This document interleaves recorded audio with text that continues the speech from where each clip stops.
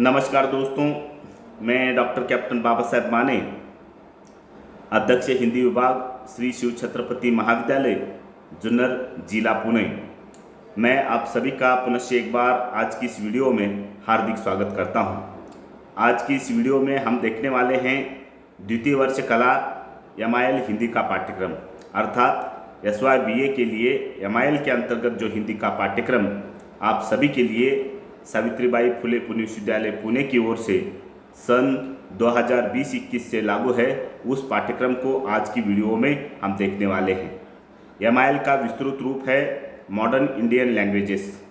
इस modern Indian languages के अंतर्गत सावित्रीबाई फुले पुणे विश्वविद्यालय पुणे की ओर से 3 विषयों को दिया गया है, जैसे कि मराठी है, हिंदी है और उर्दू है। लेकिन हमारे महाविद्यालय में केवल 2 विषयों का ही अध्यापन होता है, जिनमें पहला है मराठी और दूसरा है हिंदी। तो आज की इस वीडियो में हम द्वितीय वर्ष कला के लिए MIL के अंतर्गत जो हिंदी का पाठ्यक्रम है उस पाठ्यक्रम को देखेंगे। तो चलिए हम देखते हैं MIL हिंदी का पाठ्यक्रम कि किस प्रकार का ये पाठ्यक्रम है। द्वितीय वर्ष कला MIL हिंदी के अंतर्गत जो आपका फिलहाल का जो सत्र चल रहा है, यानी जो पहला सत्र चल रहा है इस वर्ष का 2021-22 का, इसे कहते हैं तृतीय आयन। यानी आपने FYBA के अंतर्गत फर्स्ट सेमेस्टर और सेकंड सेमेस्टर ऐसे 2 सेमेस्टरों की परीक्षाएं दी हैं। उसके बाद ये जो सेमेस्टर है द्वितीय वर्ष का पहला सेमेस्टर, वह सेमेस्टर है तृतीय आयन अर्थात थर्ड सेमेस्टर। ये जो MIL का पाठ्यक्रम है वह पाठ्यक्रम सन 2020-21 से आप सभी के लिए लागू है और अनिवार्य रूप में ये विषय है।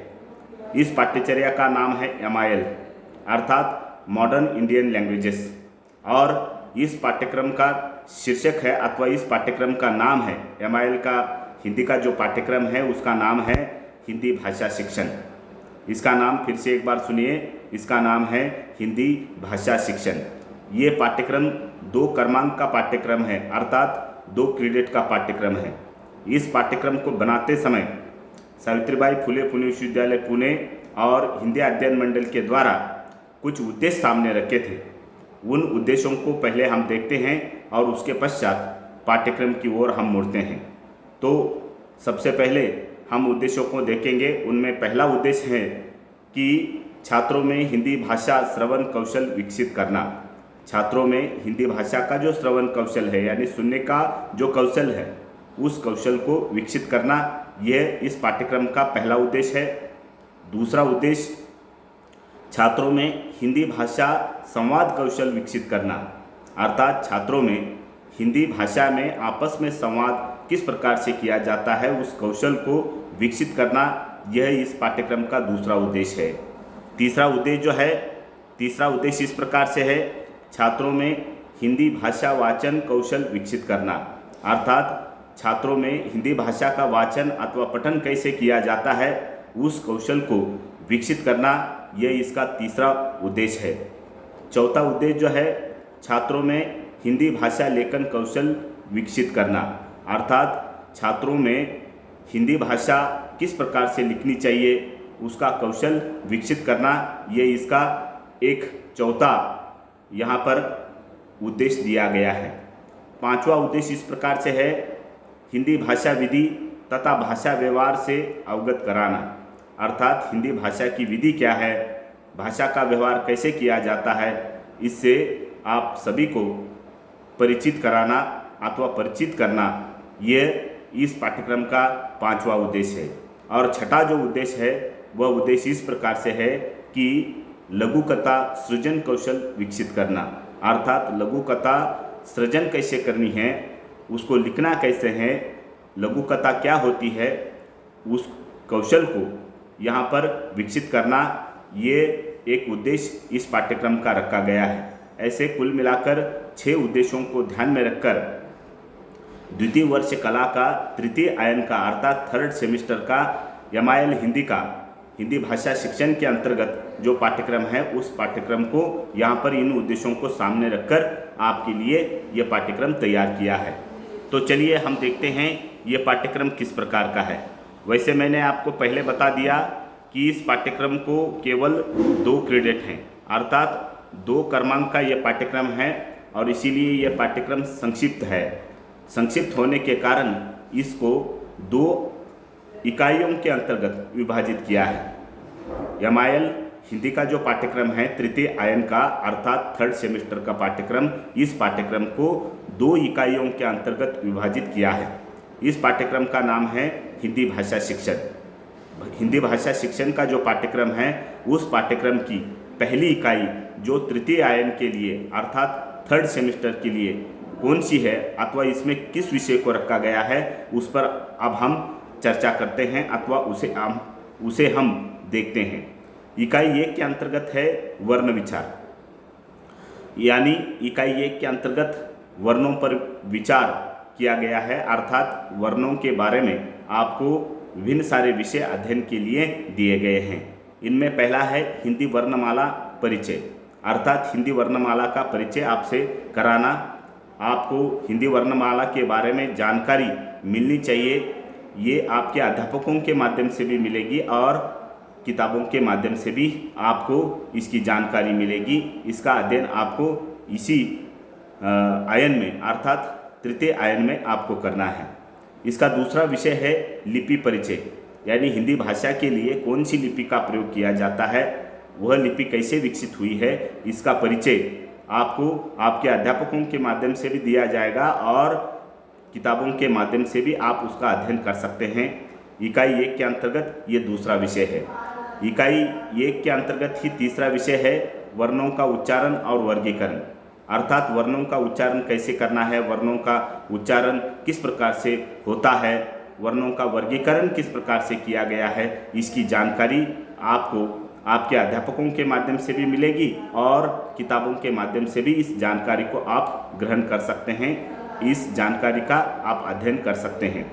चौथा जो विषय है इकाई 1 के अंतर्गत वह है स्वराघात, यानी स्वरों पर आघात करने के बाद किस प्रकार के स्वर उत्पन्न होते हैं, उस प्रकार की जो जानकारी है वह जो विषय है उस विषय का अध्ययन आपको इस सत्र के अंतर्गत यानी तृतीय आयन के अंतर्गत ही आपको करना है। इसमें इकाई 1 में 5वां जो विषय है वह है संधि।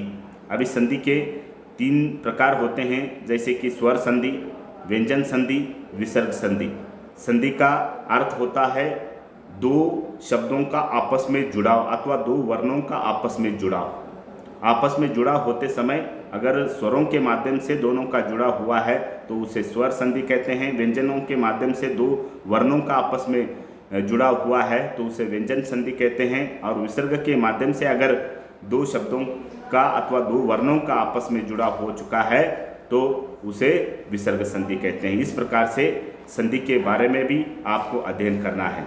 इकाई 2 में आपको अध्ययन के लिए विषय दिया गया है भाषा कौशल शिक्षण, अर्थात लघु कथाओं द्वारा भाषा कौशल शिक्षण, जो आपको इस पाठ्यक्रम में इकाई 2 के अंतर्गत भाषा कौशल शिक्षण के अंतर्गत लघु कथाओं को दिया है कि लघु कथाओं का श्रवण कैसे करना है, लघु कथाओं में संवाद किस प्रकार के होते हैं अथवा लघु कथाओं के माध्यम से आप भी आपस में संवाद कर सकते हैं, और वाचन तथा लेखन यानी लघु कथाओं का वाचन कैसे करना है और लघु कथाओं का लेखन कैसे करना है, यह जो कौशल है इसका विकास आप निम्न इकाई 2 के अंतर्गत जो निम्न लघु कथाएँ दी हैं उनके माध्यम से आप कर सकते हैं।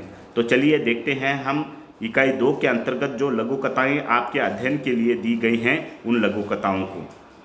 इनमें पहली लघु कथा है शिक्षा। इस लघु कथा को लिखा है ज्योति जैन जी ने। तो इस शिक्षा नामक लघु कथा का आपको अध्ययन करना है।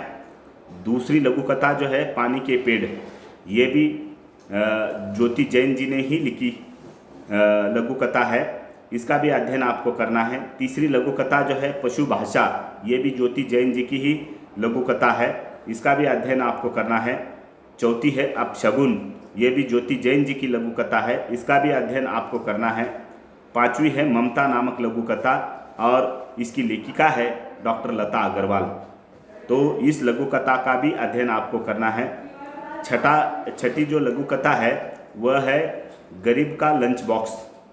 छठी लघु कथा का शीर्षक है गरीब का लंच बॉक्स, और ये लघु कथा लिखी है डॉक्टर लता अग्रवाल जी ने। इसका भी अध्ययन आपको इसी आयन के अंतर्गत अर्थात तृतीय आयन के अंतर्गत करना है। 7वीं जो लघु कथा है मैं ही कृष्ण हूँ, 7वीं लघु कथा का नाम है मैं ही कृष्ण हूँ। इस लघु कथा को लिखा है डॉक्टर लता अग्रवाल जी ने।